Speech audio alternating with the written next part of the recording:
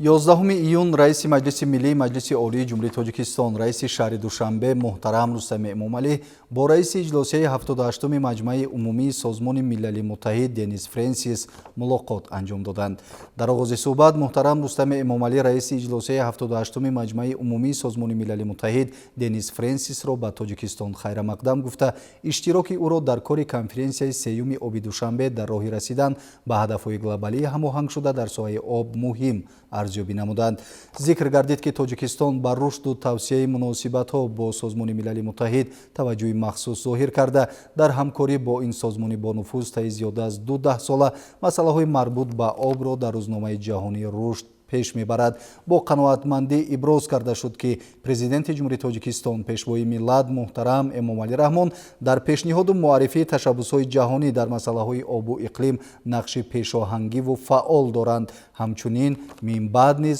омодагии ҷониби кишвари мо ҷиҳати амалисозии ташаббусҳои созанда вобаста ба масъалаҳои мубраму фарогири обу иқлим дар ҳамкорӣ бо дигар кишварҳо баён гардид. Ҷонибҳо тақвияти ҳамкории дуҷонибаро дар истифодаи боэътимод ва самараноки зарфиятҳои энергетикӣ, нақлиётию коммуникатсионӣ ва кишоварзии Ҷумҳурии Тоҷикистон зарур ҳисобида, ҳавасмандии худро ҷиҳати тавсияи ҳамкориҳо бо ниҳодҳои махсус гардонидашудаи созмон дар бахшҳои фарҳангию гуманитарӣ ва иҷтимоӣ иброз намуданд. Қайд гардид, ки дастгирии ташаббуси роҳбарияти Ассотсиатсияи футболи Осиёи Марказӣ ва Федератсияи футболи Тоҷикистон тавассути қадномаи Маҷмаи Умумӣ оид ба Рӯзи ҷаҳонии футбол дар моҳи майи соли ҷорӣ ба рушди минбаъдаи намудҳои гуногуни варзиш, ба хусус футбол, ки маъмултарин ва дӯстдоштатарин намуди варзиши аҳолии сайёра, хосатан ҷавонону наврасон мебошад, такони тоза хоҳад бахшид. Дар рафти мулоқоти ҷонибҳо оид ба масъалаҳои мубрами рӯзномаи байналмилалӣ, аз ҷумла таъмини амнияту субот дар минтақа ва ҷаҳон